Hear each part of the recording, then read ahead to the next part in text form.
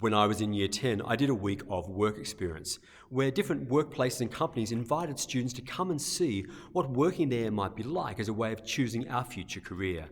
I was really interested in computers, so I spent a week doing computer programming work experience. And I was lucky enough to be invited to a big company in the middle of Martin Place, my first experience of working in a big office building on the 25th story, working amongst many other professionals, and working with what was the predecessor of the internet with big computers and mainframes. And it was really exciting. But what that experience made me realize was that I did not want to be a computer programmer for a career. The level of attention to detail and the focus on one small thing at a time made me realize that maybe that was not going to be a good fit for my future career. It got me looking elsewhere. But also, the seminary where I then began training to be a priest also invited us to have an experience of work experience. We did a month every year in a different parish, and we had a 6-month parish placement in our fourth year.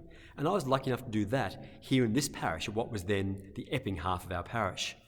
And it was there that I could come and see what being a priest might be like.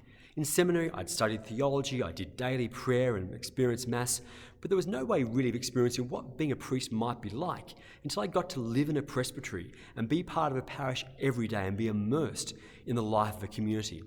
And my experience of Epping back in 1995 let me come and see how good being a priest could be, how good a parish community could be, and what it might be like to be immersed in parish ministry every day or all the time. I loved it. I got to experience what it would be like to come and pray every day in a church, to be involved in ministries with children, with youth, with middle-aged people, with old people, to be involved in the joyful, happy times of weddings and baptisms, and also the sad and struggling times of sickness and death. I got to be involved with great mentors, and Father Harry Kennedy was a great teacher for me. And there were many other parishioners who really took me under their wing and helped show me the ropes, to whom I'm still very, very grateful. And so, of course, many years later, I've completed my time in seminary and I am now a priest. That experience of coming and seeing what priesthood might be like in a parish context paid off.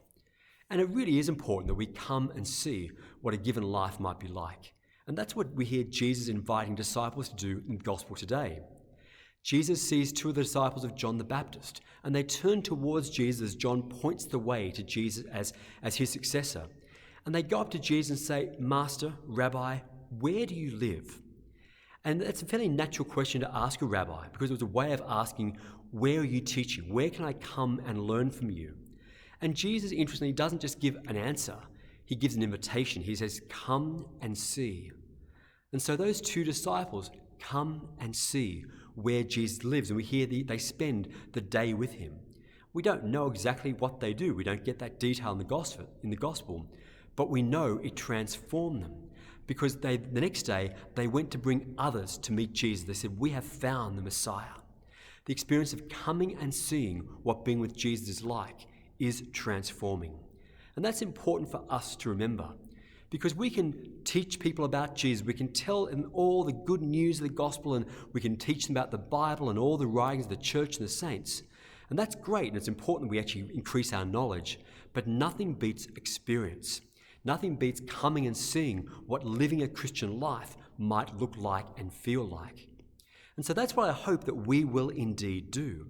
That we will be inviting people to come and see what the Christian life is like here with us in this community. And indeed we would show it to one another as well.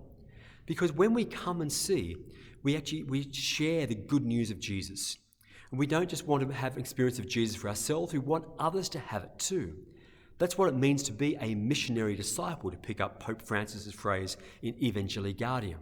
We are disciples of Jesus for ourselves, but we are missionary for others, inviting others to come and see. So I hope that we will this year invite others to come and see what life with Jesus is like in our community, what it's like to be in a place where we are loved, where we know that we are deeply loved and we have an innate dignity that comes from our relationship to God. That we will come and see what it's like to be in a place where there is a joy that suffuses our lives. Even when there's struggle and sadness, there's a joy that no sadness can take away, because it comes from our groundedness in our relationship with God. That we might come and see what it's like to be in a place where we're on about something bigger than ourselves, our own needs, and even beyond our own happiness. that we are on about the kingdom of God as Jesus taught it, Jesus' ways, Jesus' message, Jesus' justice, which transforms our world. That we would come and see what it's like to be in a place where we grow in a deep, quiet prayer, where we can be still, where we can shut out the noise and the busyness of life. We can sit for a minute or a few minutes or an hour in quiet prayer and there find the voice of God speaking deeply to us, the Spirit working in our hearts, giving us the gift of discernment and wisdom to make good and courageous choices with our lives.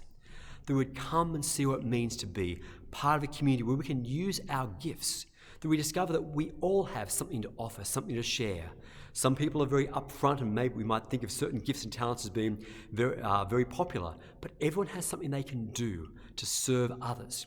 Sometimes the quietest, gentlest gifts are often the most important in a community, and maybe you have those gifts to share with us. So this year, I invite you to come and see what life is like in a Christian community here in our parish. If you're already a parishioner for a day, a week, a year, or 50 years, as I've met so many people who are, or if you've not been here before and this is your first time coming, welcome.